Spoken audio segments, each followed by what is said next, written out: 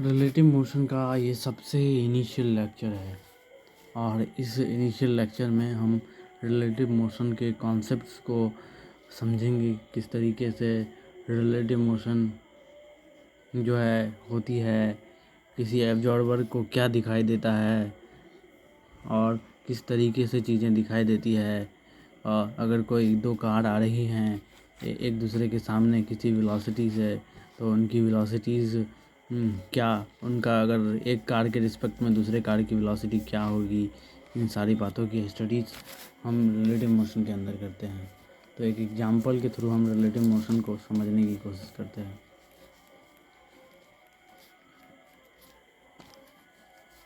मान लीजिए दो कार हैं, कार ए और कार है C1 और एब्जॉर्बर खड़े हैं, दो एब्जॉर्बर खड़ा है।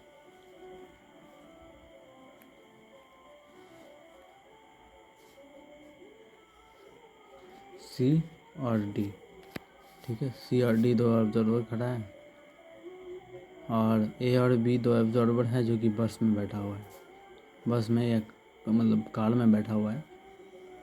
A है ये और ये ऑब्जर्वर B है। तो ये दो ऑब्जर्वर हैं,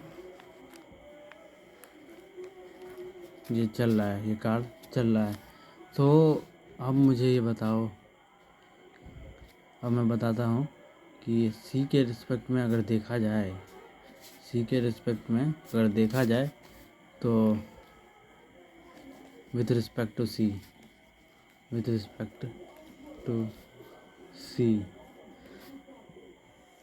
A and B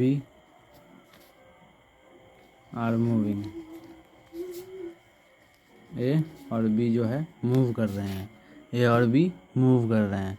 तो अगर विथ रिस्पेक्ट टू P की बात, मतलब विथ रिस्पेक्ट टू C की बात करी जाए तो A और B मूव कर रहे हैं इस जगह पे, ठीक है। अगर A एंड B मूव कर रहे हैं, अगर अब वही चीज़ अगर तुम B से पूछोगे कि भाई B बताओ कि A मूव कर रहा है या नहीं कर रहा है, तो B क्या बताएगा?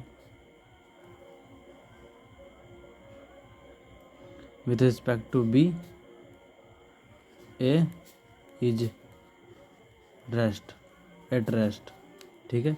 A जो है रेस्ट पे है, B के हिसाब से ये रेस्ट पे है, क्योंकि जो है ये एक सिस्टम के अराउंड, मतलब एक कार के अलाउंग जो है मूव कर रहे हैं।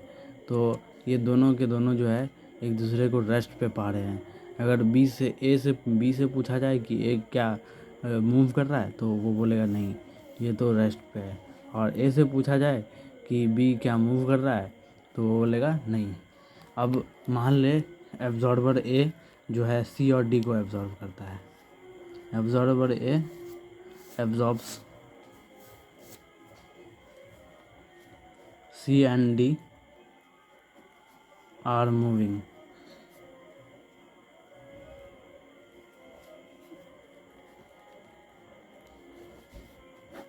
एब्जॉर्बर A के हिसाब से अगर देखा जाए तो C और D जो है मूव कर रहे हैं, C और D आर मूविंग। लेकिन अगर यही चीज़ हमें एब्जॉर्बर D से अगर हम पूछे, अगर यही चीज़ बाबू अगर हम एब्जॉर्बर D से पूछे, तो वो बोलेगा, यही चीज़ अगर हम ऑब्जर्वर D से पूछे तो वो बोलेगा नहीं, C तो रेस्ट पे है, C एट रेस्ट, ठीक है। तो मतलब कि ये जो रिलेटिव मोशन है वो देखने के फ्रेम ऑफ रेफरेंस पे डिपेंड करता है।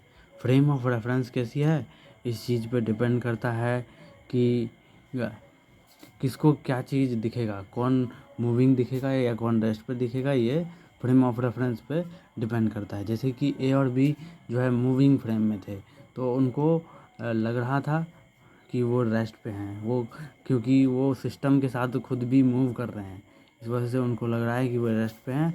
और C और D मूव कर रहे हैं, C और D मूव कर रहे हैं, किसी भी एक ऑब्जर्वर ए के लिए सी और डी जो है, ए या बी के लिए सी और डी मूव कर रहे हैं, लेकिन अगर डी से यही बात पूछा जाए कि क्या सी मूव कर रहा है, तो वो बोलेगा नहीं, सी तो मूव नहीं कर रहा है।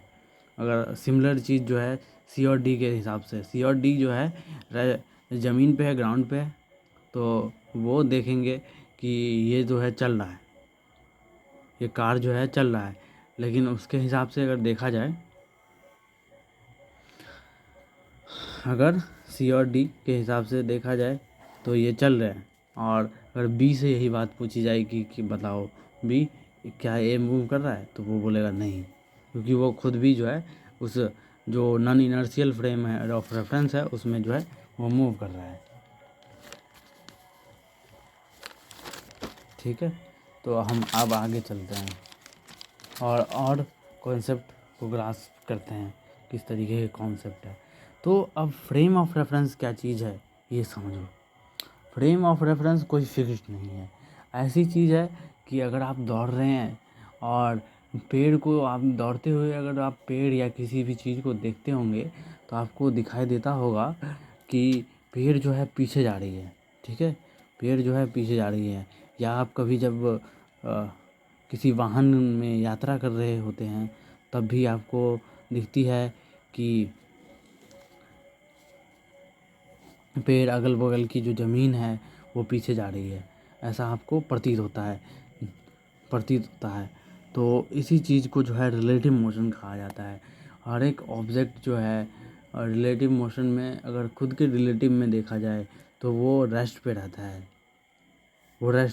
जैसे कि आप बस में मूव कर रहे होते हो, तो आपको ये नहीं दिखता है कि मैं बस के साथ आगे जा रहा हूँ, आपको दिखता है कि पेड़ और जो पीछे की ज़मीन है वो पीछे जा रही है। ठीक है, तो ये चीज़ होता है रिलेटिव मोशन में मेनली। और इस पे एक बहुत ही गजब के इलिस्ट्रेशंस बनते हैं, उसको हम करेंगे। सबसे पहले कॉन्सेप्ट्स को ग्राफ्स करते हैं, क्या क्या कॉन्सेप्ट्स हैं। ये कॉन्सेप्ट तो समझ में आ गया तुम्हें, ये कैसे होता है, ये कॉन्सेप्ट समझ में आ गया। तो अब ये समझो कि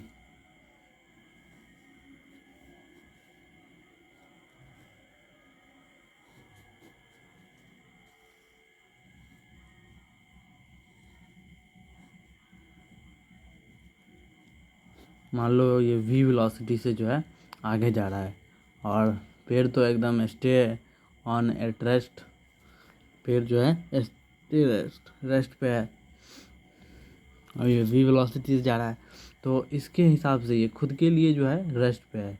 इसकी जो वेलोसिटी है खुद के लिए वो रेस्ट पे है, और ये v वेलोसिटी से पीछे जा रहा है।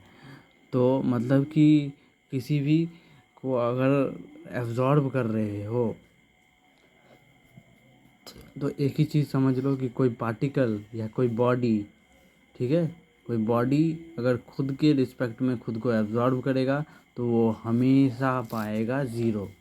उसकी वेलोसिटी, नेट वेलोसिटी हमेशा ज़ीरो होगी।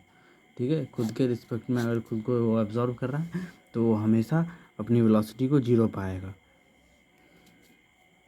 अगर वो दूसरे किसी चीज़ को, मतलब कि जैसे कि ये ट्री है और ये बॉय है, ये बॉय बी है, तो अगर ट्री बाय बी, तो ये वेलोसिटी v से, जब ट्री की वेलोसिटी इसके रिस्पेक्ट में ये है, और इसकी वेलोसिटी खुद के रिस्पेक्ट में, मतलब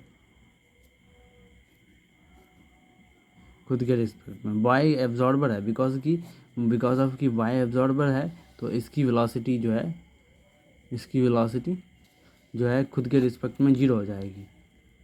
और ये ट्री को भी एब्जॉर्व कर रहा है, खुद को भी एब्जॉर्व कर रहा है, ऑफकोर्स खुद को एब्जॉर्व कर रहा है। क्यों?